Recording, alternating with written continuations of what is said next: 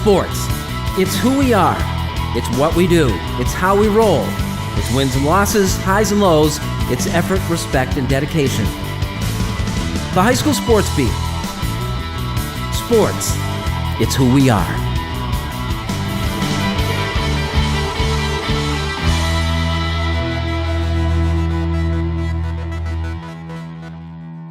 Hello everyone, and thank you for joining us on the High School Sports Beat.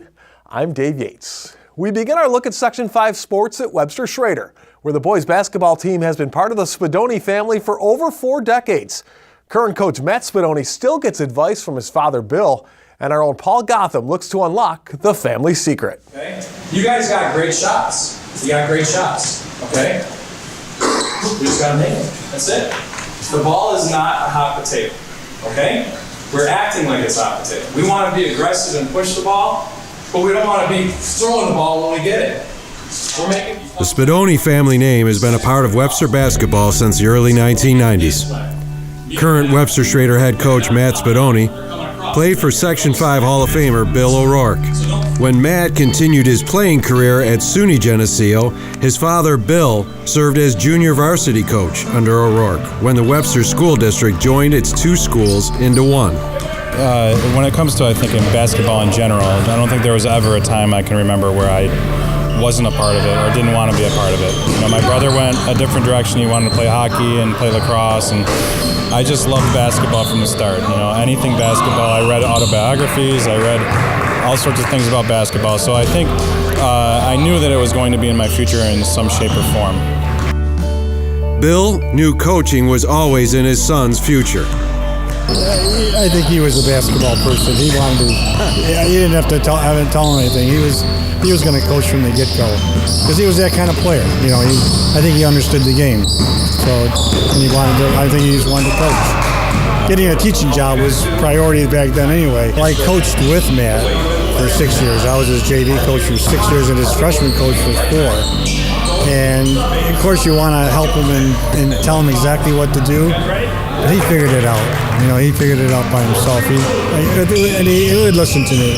But he has taken it so much further than I ever thought I would ever coach or anything. I mean, he really understands what's going on. Hey, go get it. You guys make one step in, back. One step in, one step in, one step in. Here you go, John. You always want to try to tell him, oh, you're doing this, but he's fine. I don't have to tell him anything. Success on the court didn't come easy for Matt. Matt was like 5'3" and weighed about 115 pounds as a freshman.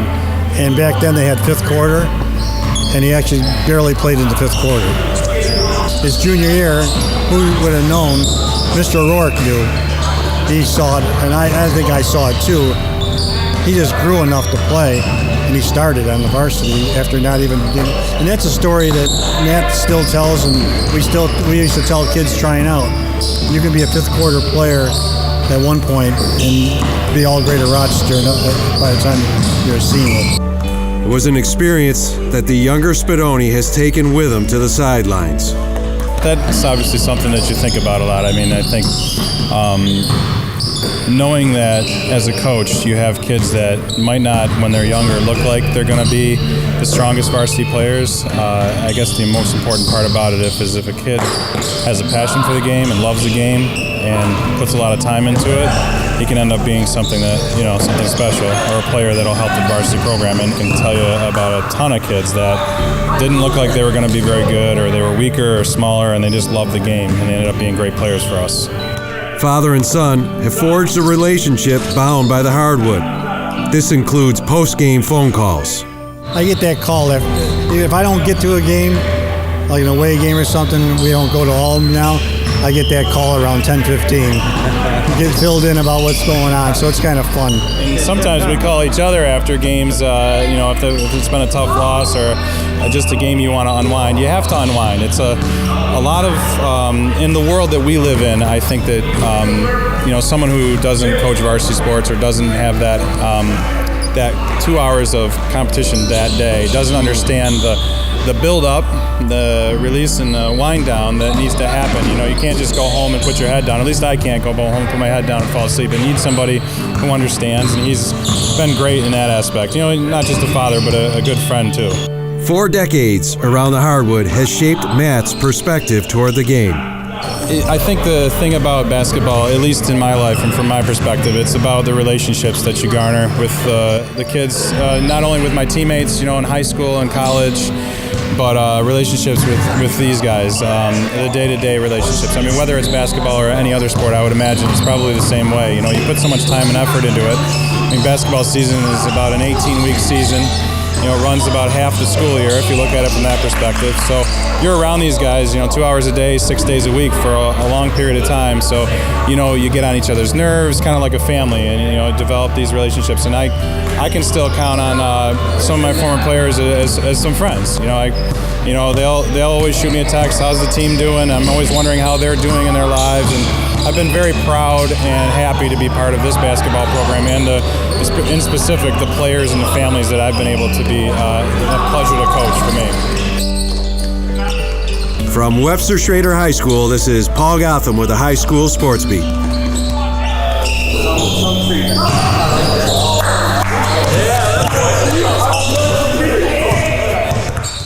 Well, coming up, Paul is back for the Dunkin High School Notebook. We'll have that and more when the High School Sports Beat returns.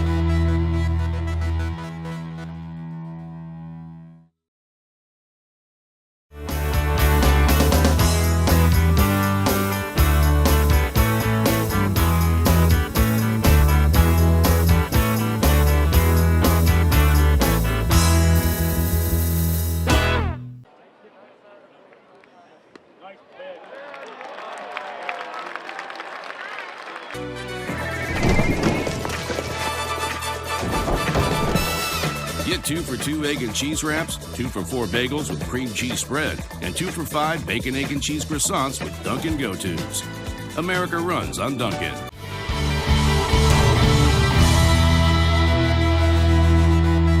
Hello and welcome back to the High School Sports Beat. I'm Dave Yates. It is time now for the High School Notebook, brought to you by Dunkin'. America runs on Dunkin'. And as always, we are joined by Paul Gotham from pickandsplinters.com. Paul, great time of year to be a basketball fan. What's on the site right now? You mentioned it, a great time. We got all the sectional previews for everybody. Class AA all the way down to D2. You're going to get all the teams, their seedings, and who they're going to be playing. We'll carry you all the way through the postseason with semifinal, final previews, take you into the regionals, and hopefully we'll have several previews for the state tournament ready for everybody. So plenty to get on Pick and Splinters. Now, Paul, talk about a team that is on a roll as they head into the postseason. That would be the Bishop Kearney girls. I think roll is an understatement. When you win through 2-3 games in a week, it's usually a good week. Instead, they win 5 games in 6 days. This was because of rescheduling. They had 2 games. They had a game they were supposed to play in a New York City tournament, and they couldn't travel to it, so a showcase in New York City, so they lost that game. Janesville DeWitt decided to come to Bishop Kearney and make that game up with them. But we had that weather that came through a couple weeks ago with all the cold air, and there were games that were canceled. So they were originally going to play games on Tuesday, Thursday, Saturday, Sunday, which is already a full week, right?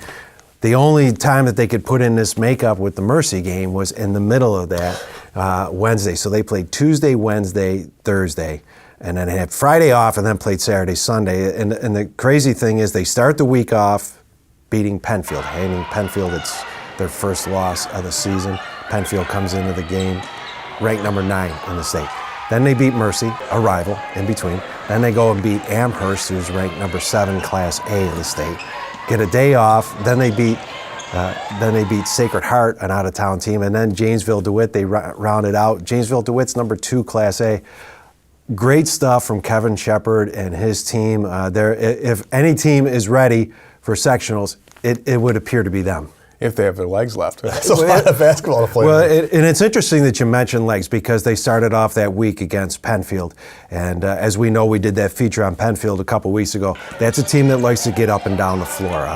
Mark Vogt said right out in the front there, we don't like to play half-court offense. We want to get you out. We want to get you running.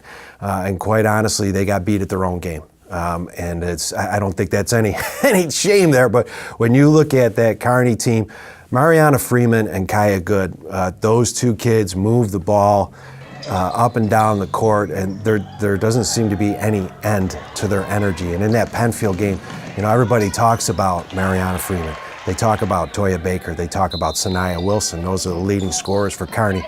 That night it was Kaya Good and Taylor Norris who did the bulk of the scoring for the Kearney team, and that doesn't bode well for opposing teams when you're going into the sectionals and now they've got 5 kids who can score in double figures on a pretty regular basis. Toya Baker spent most of the fourth quarter with a cramp in her calf. She spent most of it on the bench, and they still managed to do it.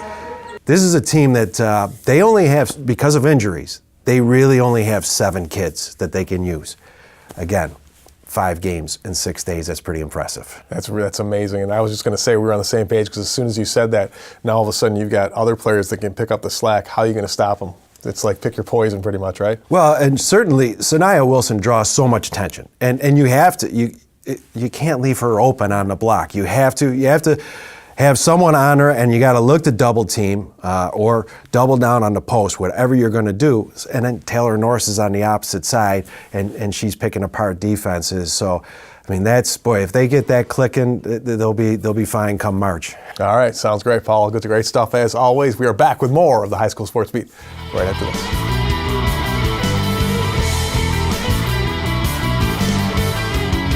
Coming up next, the Making the Grade nominee with Kyle O'Gara, and later we celebrate the Chinese New Year with the Northstar Boys. Well, that story when the High School Sports Beat continues.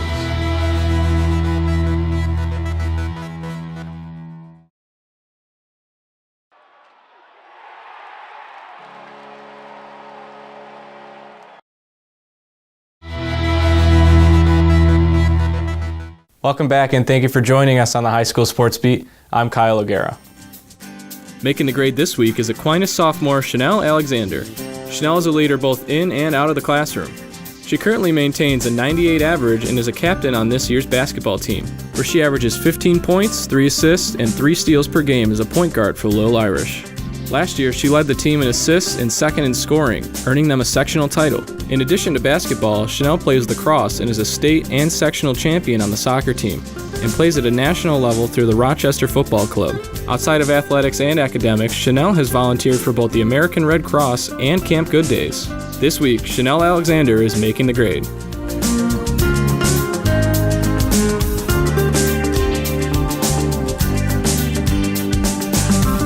If you have a student in mind for our Making the Grade segment, we want your nominations.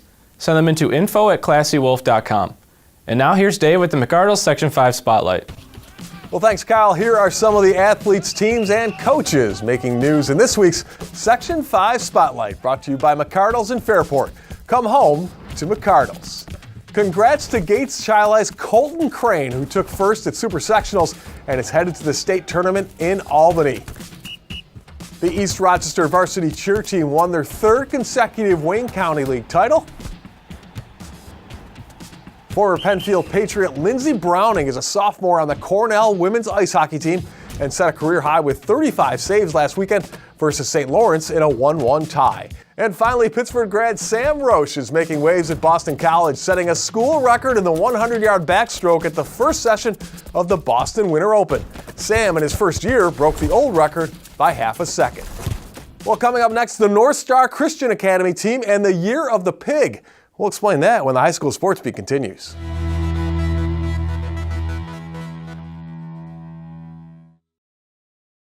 And now to Eichel. He floated one. Score!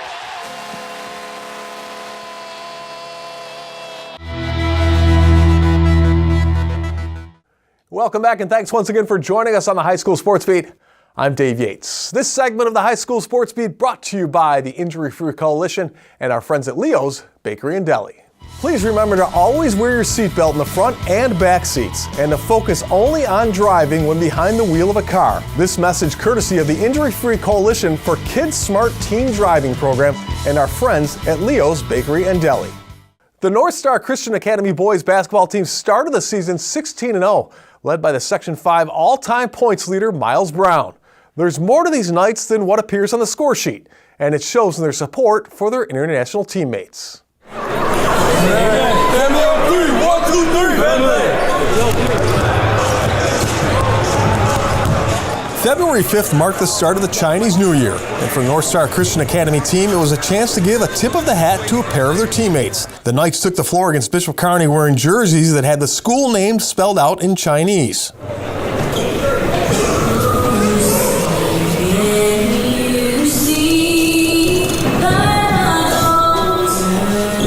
David Lee and David Chen are natives of China who are here in Rochester to attend NCA.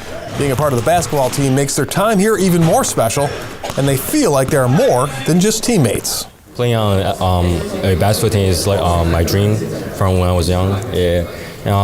This team gave me an opportunity to show my talent, and just by every time before the game we pray together, and we always clap on the court when somebody makes a shot. It's when somebody's hurt, we'll pray for them at the end of the practice. So that's like a family for me and for everybody else, I believe.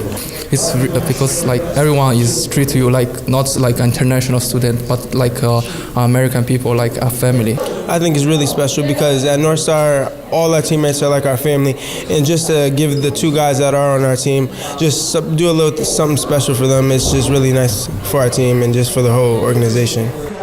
Wearing the jerseys not only was a tribute to those two players, it also was a tribute to the other international students who study there.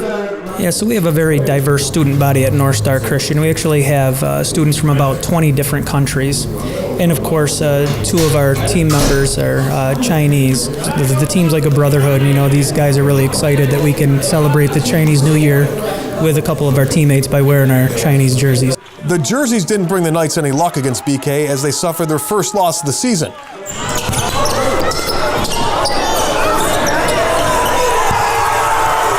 Even more impressive since they have been moved up to Class A2 after winning back-to-back sectional titles in C1. The tougher competition didn't faze this group one bit.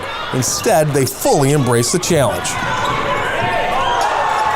I saw in our players, when we found out we were moved up, none of our players bung their head down or said, oh man. They all were hype and happy that we were playing against better competition in sectionals, and that was one good thing that I really acknowledge about our players. They looked at it as an opportunity to really compete at one of the higher classifications in a very deep classification, and they took it as a challenge, and they've proven that they belong there and their name's in the conversation.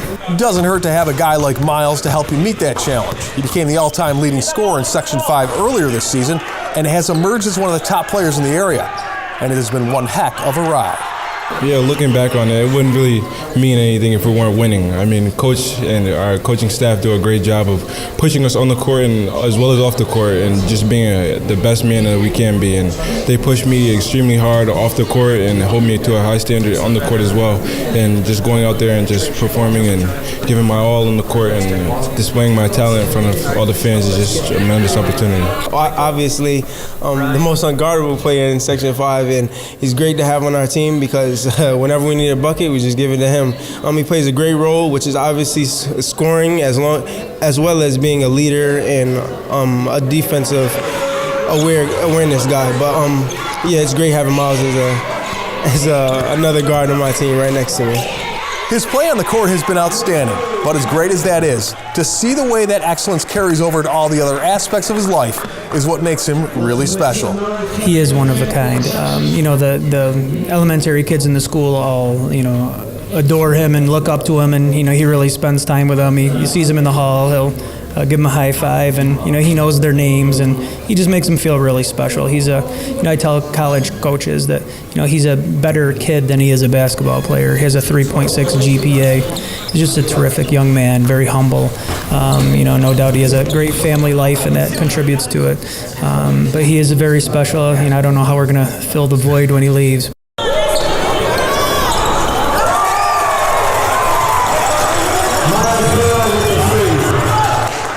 We'd like to thank our sponsors and especially the athletes, teams, and coaches who make the Sports Beat possible. Thanks for watching, and we'll see you again next week.